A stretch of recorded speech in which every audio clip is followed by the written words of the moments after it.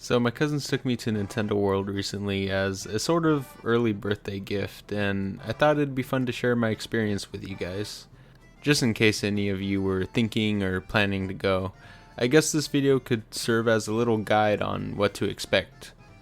Because, oh boy, were there some things I wish I knew beforehand, but we'll get into that later. For now, I guess a good place to start off is at the beginning. So we went to the one in Universal Studios Hollywood and actually had the idea to go months in advance, even before the park announced when it was going to open. So we had plenty of time to prepare on what we were going to do. We ended up going on March 10th, not even realizing that it was Mario Day till a week prior, so it was almost destiny that this was going to be a great time.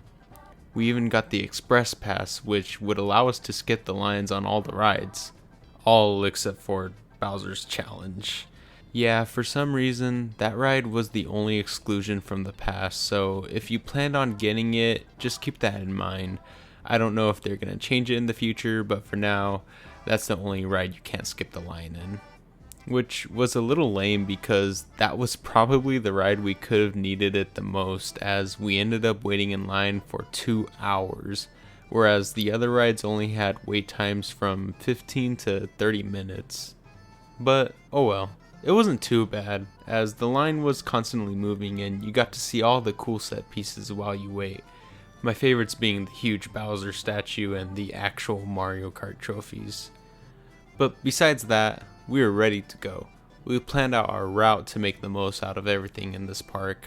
We were gonna head straight to Nintendo World, ride Bowser's Challenge, eat at the Toadstool Cafe for lunch, ride all the other rides throughout the park, and then go back to Nintendo World to get all the keys and maybe ride Bowser's Challenge again if we had some time. So, we had a plan, we got some snacks for the car trip, we were ready, and it started to rain. And it rained for the whole time we were there. We ended up getting soaked even when wearing ponchos. There was just that much rain. But whatever, that wasn't going to stop us from having a good time. If anything, I figured the park wouldn't be that busy due to the rain. Nope. It was packed, which, to be honest, was understandable because it turns out that Universal Studios doesn't give refunds or allow you to switch days, which is honestly really stupid. So if you end up going, I'd really recommend on checking the weather before you go. Now, you might be thinking, well, why didn't you do that? And to that I say, we bought our tickets over a month prior to going, so there was no way we could have predicted what the weather was going to be like. And it's actually cheaper to do it that way, as the closer you get to the day you want to go, the ticket prices go significantly up. So unfortunately, we had to deal with being a little soggy. At least they kept everything open. Like, I thought for sure they would close some of the rides down due to the rain, but no, everything was open, so that was cool at least.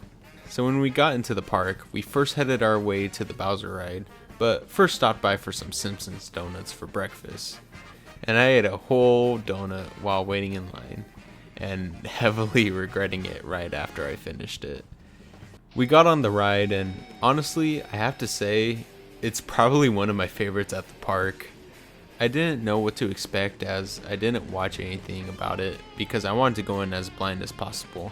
But it really felt like it was a hybrid of an amusement park ride and a video game. The steering isn't anything to write home about as you're just turning in the direction it tells you to. But when you get the items, you can actually control where to shoot the shells by looking at your target, and it feels very fluent and intuitive. And you have to shoot at Bowser's team, as that will earn you coins for every time you hit them. But if you hit someone on the Mario team, it'll deduct coins, so you really have to pay attention at where you're aiming. You can even see the other shells your team members shoot in your car, and it can have a huge impact on how you go about taking down enemies. As you have to worry about who their shells hit, so you don't accidentally hit your own players. I ended up getting the most coins out of my team because I'm just that freaking epic. And probably luck had to do with a bit of it.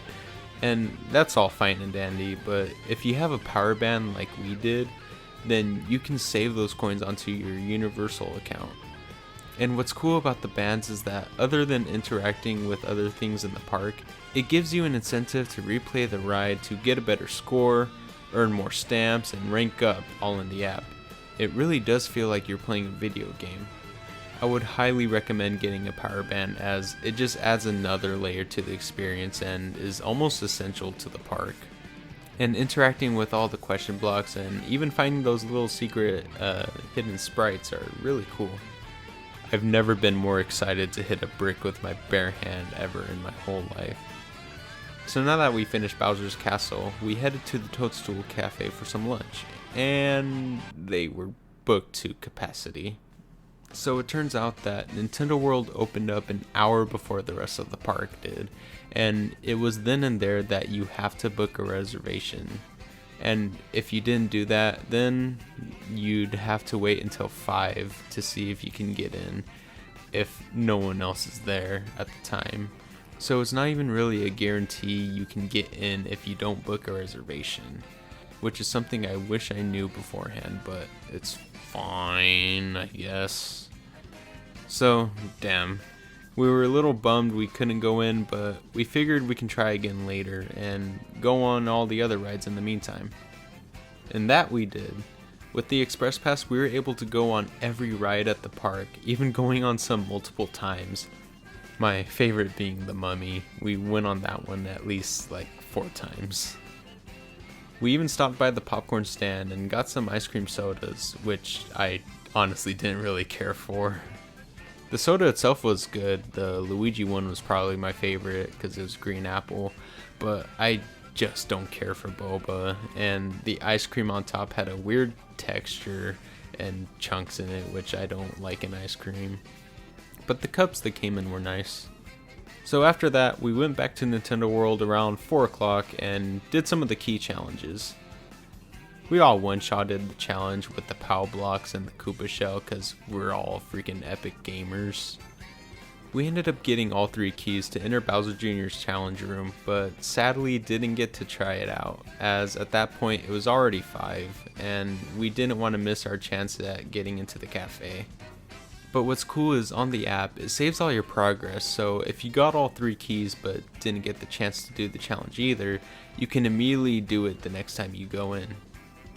So we waited to see if we can get into the Toadstool Cafe, and after almost fearing that we wouldn't be able to go and all hope seemed lost, the guy at the entrance actually let us in. We were all so happy we got to go in, as this was probably the thing we were the most excited for. It felt amazing and gratifying going in and seeing all the details they put into the decoration. And hearing Chef Toad actually talk was a nice surprise.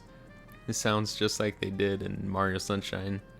When they gave us the menu, they had so many options to choose from that it was kind of hard for me to decide on what to get. But thankfully, since there were 4 of us, we all decided to get a little bit of everything to share and try out without hurting our wallets. I ended up getting the Mario burger and it was alright. Everything inside it was good, the meat, the sauce, the bacon, mushrooms, all good, but the bread just felt a little hard, like I expected it to be softer. My girlfriend got the fire flower spaghetti and it was pretty good. I didn't expect it to be spicy, which in retrospect makes sense because it's based on the fire flower. But I didn't really mind it, and that's coming from a guy who can barely handle hot Cheetos. The spice didn't take over the flavor, which is really nice. Then there was the short rib special, which was really good, though probably could have been bigger for the price it was. And the cheesy garlic knots were whatever, just basic cheese bread and marinara sauce. For dessert, we only had the Princess Peach cupcake, as they ran out of the beanpole cake when we went, and I knew I probably wouldn't have liked the tiramisu.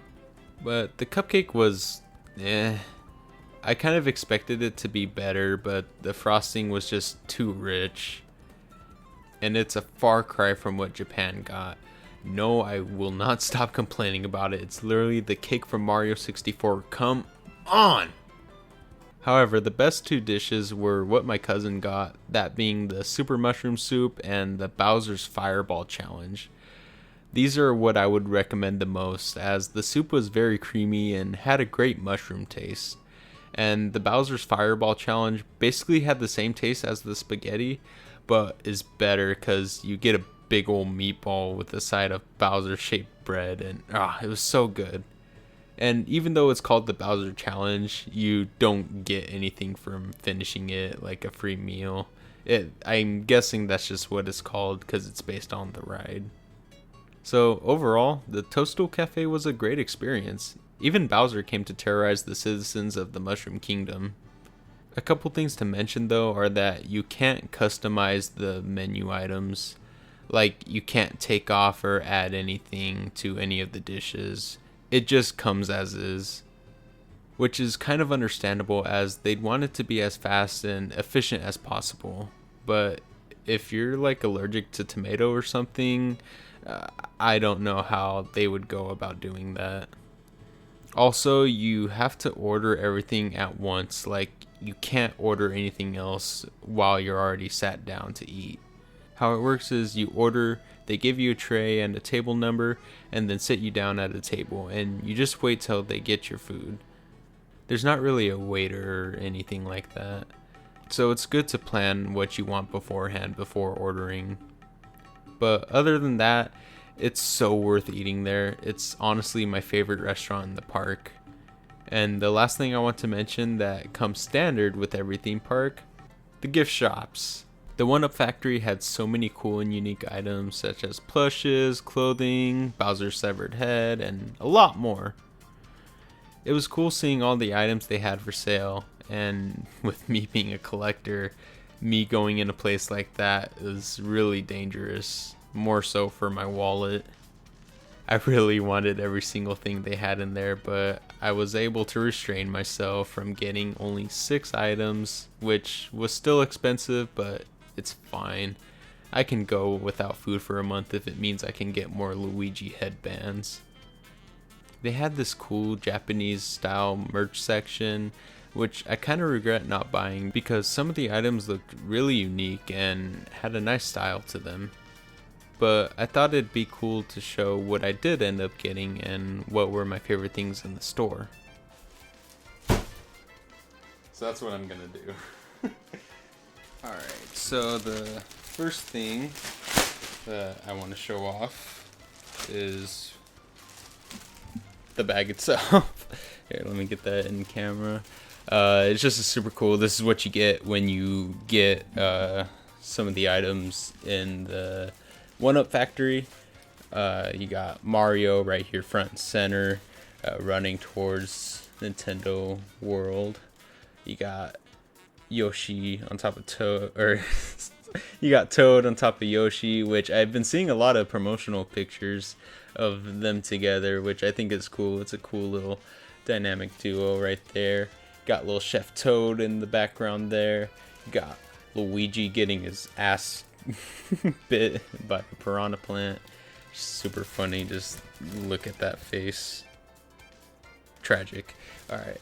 And then and then you got Princess Peach over here, which I really like how dynamic her poses. This is probably one of my favorite renders of her, because usually her renders consist of nothing but just standing. So this is cool. Nice little change of pace. Then you got cool little details, like the little Shy Guy right there. Got Bowser's Castle in the background, all the enemies.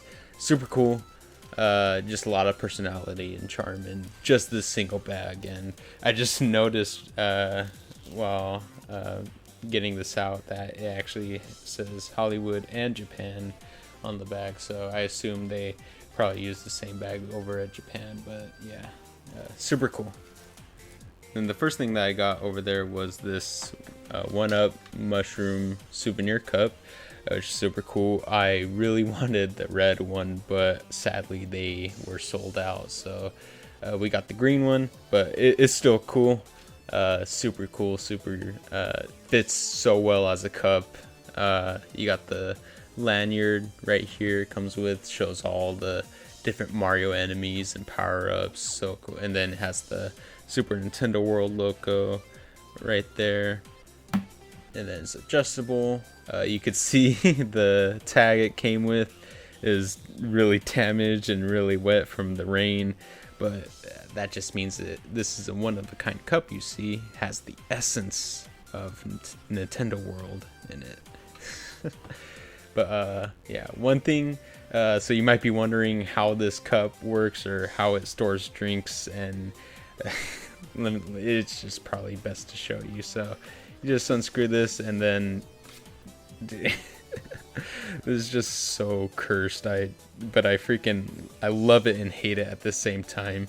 When people say Toad's head is a hat, this is what I think of now whenever people say that. Just he has this freaking big old dome.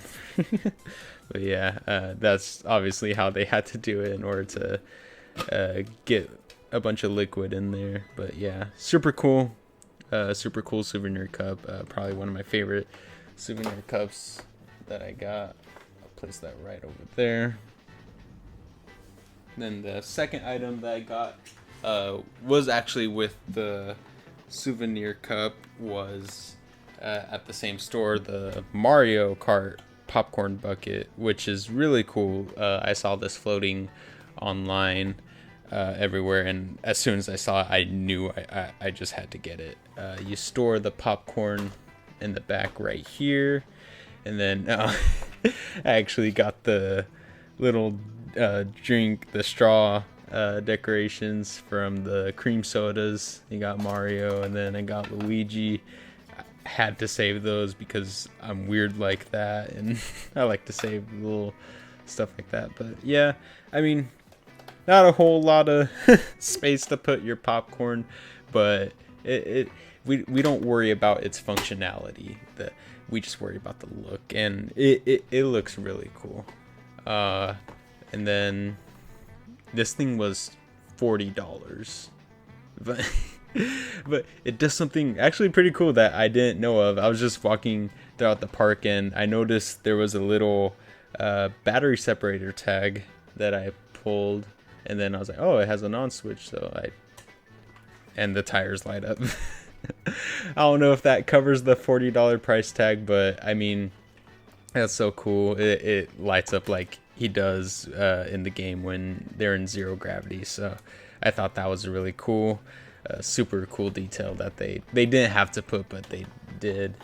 And then you got the lanyard it comes with, which is all Mario Kart themed. Got all the Mario Kart items along with some of the characters in their car.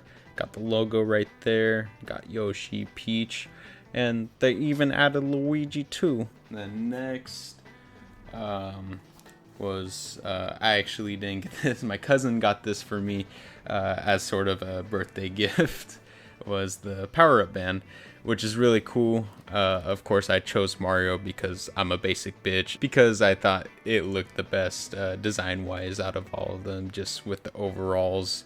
I think it looked well with the eyes, because everything in the Mario universe has to have a pair of eyes for some reason. But no, it's super cool, and it has the Super Nintendo World logo on there, PowerUp Band.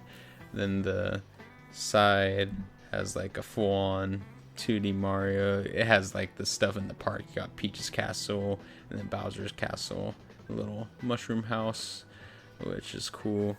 Same thing on the other side. But yeah, definitely worth it if you plan on going. Just, you can interact with so many things over there. Definitely worth. It is $40 as well. So that's just how much you to pay to have fun. Next, I got this Mario pin at the shop. I collect a bunch of pins, so I just wanted one that had Super Nintendo World on it, and I thought this was cool. It has Mario in the 2D art style. I always liked that art style. I'm not sure if I want to take this off the packaging, because it actually has this pretty nice felt like texture to it. Makes it feel super premium, so I might leave it on here. Go to the back. You can see the little pin holder is a star, which is a super cool detail. And then freaking $9, which honestly isn't too bad. It's honestly the price of an enamel pin, and it's and it's super high quality, so can't complain about that. But yeah, super cool. Next on up, we're moving to bam, Shy Guy keychain. I just had to. Once I saw this, I was like, okay, I'm definitely getting this. It's just super cute. Of course, I mean, how could I not? It's Shy Guy. It's Shy Guy. No, super cool little keychain. Has the Nintendo World logo, all the standard stuff. I forgot how much this one was. I think it was like $12. So not too bad. But yeah, can't hold the price on this cutie right here. Look at him. Look at him. Look at him. He going right there. Pat, pat, pat. And then this next item, I kind of wanted something that was a little more recognizable to Nintendo Land. Of course, all these are super unique to the park, but I just wanted a character that was that you could easily identify with the park itself, and that's bam, Chef Toad plush. And yeah, super cool. Nice quality plush. You got a little hat right here, and a little cutie wearing his little chef outfit, and I just had to get a plush of him, especially through all the hell he brought us from trying to get into his restaurant. But but no, it was super cool. The restaurant was so good. So I definitely had to get this Toad $20, which is a little expensive what it's worth, but again, it's a theme park. They're gonna mark up the prices. So, or here, I'll actually put them right over here. There you go, Tom. There you go, Chef Tom. All right, and then the last thing that I got was, once I saw this, I definitely had to grab it because I'm super into figures, and this was my favorite character. Bam, this Yoshi figure, which is super cool. Yoshi is one of my favorite characters. He is actually probably my favorite character, next to Waluigi and Donkey Kong. But they had this one and Mario figure, but this one just looked super cool. He's just jumping on a little mushroom base. Super cool. You got Yoshi's render on both sides, 2 different renders. Sorry, it's hard with the setup I got going on to show this off. Of course, you got the Nintendo World logo. They just plaster that on everything. But yeah, super cool figure. Here's the back. Got it's just solid green. Got the Nintendo seal of approval. Freaking $37. That's all I'm gonna say about that. But yeah, no, super cool. Once I saw it, I had to get it. I mean, I'm just huge into figures, as you can probably see in the background. But yeah, all this stuff was just super cool to collect. This is definitely going in the collection. Yeah, no, just super cool stuff. I definitely would recommend any of these items if you're a huge fan of Nintendo or Mario. This is super cool. But yeah, back to the video. So yeah, overall, I'd recommend going to Universal Studios just for Nintendo World alone. Even with the rain and some of the slight inconveniences, it wasn't enough to take my enjoyment away from it. It was such a fun and unique experience that I'd want to go back again and again.